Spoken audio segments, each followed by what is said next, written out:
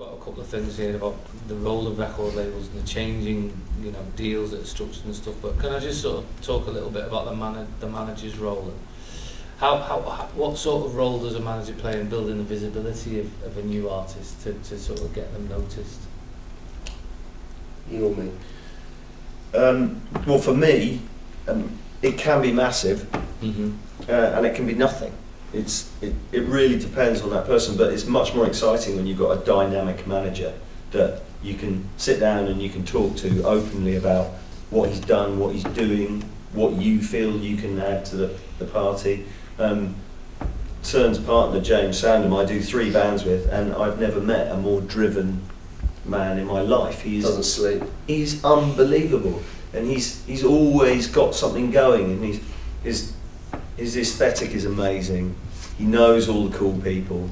So by the time he gets to me, I know that Zane Lowe's heard it, and I know that Steve Lamac's heard it. You know, and it's quite interesting. James being there's been a good example of how it differs though, because someone like Crystal Castles, who he works with, sort of got amazing awareness, really quite incredible worldwide awareness without the manager, didn't they? Before they found him. I mean, at the point James started working with them, they were worth tickets everywhere. I mean, a lot of it is free downloads, which is something we can talk about later. But you know, they're now on 55 million MySpace views or something, and that was a band that didn't have a manager right through the whole setup of it. So sometimes it's managers driving it, other times acts just get it right and are sussed, and you know, the sort of Oasis thing, you know, like Noel Gallagher was a seasoned music business. I mean, he was a tech for a band, but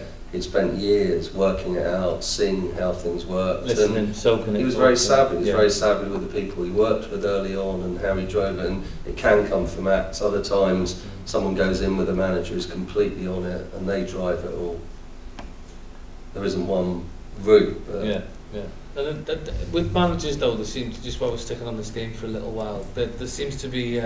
We find it difficult to see managers in this region. We know there's managers out there, but you know, people who are sort of giving it a real go and have the skill set and stuff like that. Do you feel that there's a dwindling? Oh yeah, I don't understand how people afford to do it. I really don't. I mean, our office expanded a few years ago and took in a load of really good young people, and they all went when HMV took over because none of them could make money. And I think it's back to what we were talking about earlier: is who? Well, it's on this list actually. Is who's paying to develop music? You know, where the Arctic Monkeys were the last arena band that came out of the UK. Well, that's 6 years. You said that when I first met you. That was 2 years ago. I'm boring. I always really. What my point is it hasn't changed. No, it hasn't changed. No, it's still, you know, there were a couple of bands starting to sell tickets, but no one's taken that mantle. You know, and that's 6 years. So who's actually developing? If you're a young manager, I think one thing that's starting to happen that I've noticed is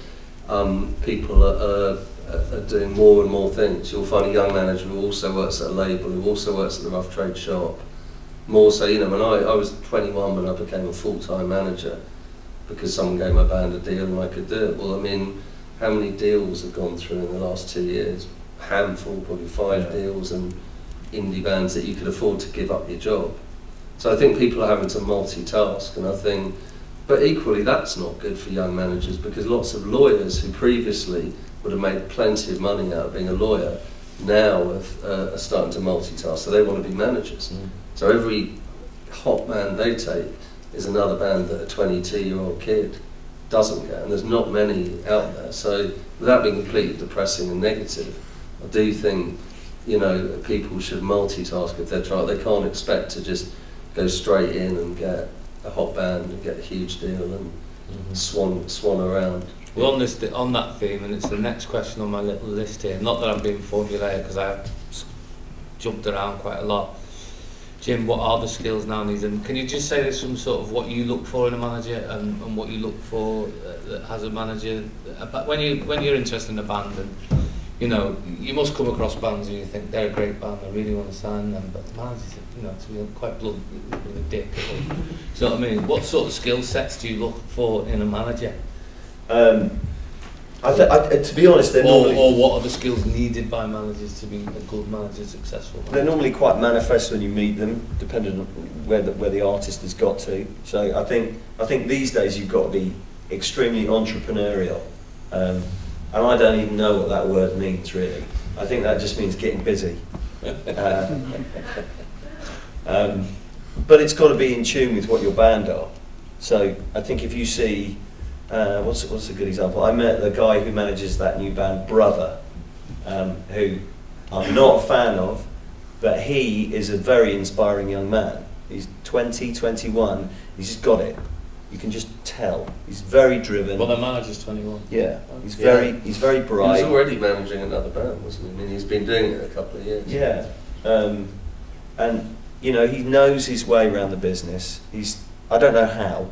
I guess just life experience, you know, and whatever hurdles have been put up, he's dealt with in a good way, and he's sniffed out some good people to work with, and I think that's one of the keys about the music business, is meeting people and connecting with people, and when you do, that tends to be when it starts to work. Like when you guys met your managers, I'm sure you just thought they're the people for us.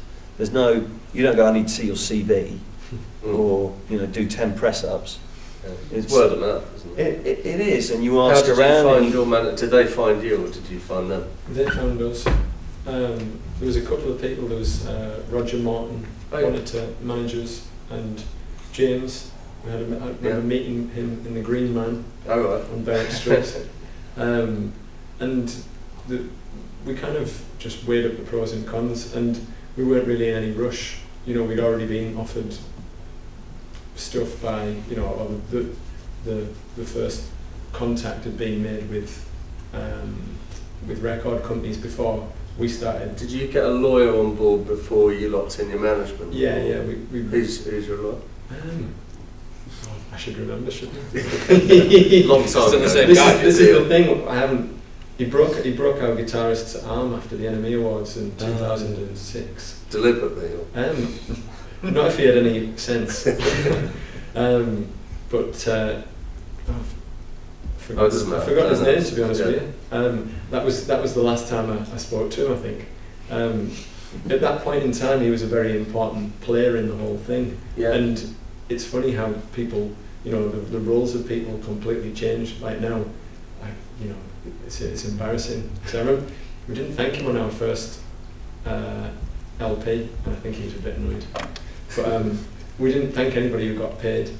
That was our thing. Right. We thanked all the people who did stuff for us for no money, which was a lot of people. Anyway, we got in touch with him, and he was like, "Yeah, I'll be your lawyer," and he was kind of the go-between between a lot of different people. And I think the main thing is we didn't really want to be playing second fiddle to anybody, and Colin and Steph at that time were managing the Cribs, and we were confident that alongside the Cribs, they were sort of on the way up and doing well. They were showing good signs of doing okay. So we were like, well, they've got a good band coming through, but they've not really got any sort of massive acts that would take up their time and efforts. And obviously James was a busy boy, and Roger was working with Razorlight, and again he was great. He bought a few of our singles and said, you're gonna do really well. This single's gonna be worth, etc., etc. And he had a lot of good patter, and spoke about in very real terms in contracts about what we could get money wise, but ultimately, Colin and Steph were talking about, the music more than necessarily, let's say, Roger was, and so you end up making the decision on, again, it's, I don't want to sound like Mr. Right on DIY, because, we've sold a lot of records and worked very hard, but and been part of the music industry, but we were always artistically inclined. That's our first impulse. If they're digging the music, then more and aren't talking so much about what could happen, and are willing to accept what does happen, which is could be selling not many records or selling more than you expect or whatever, and that was the basis on which we chose them.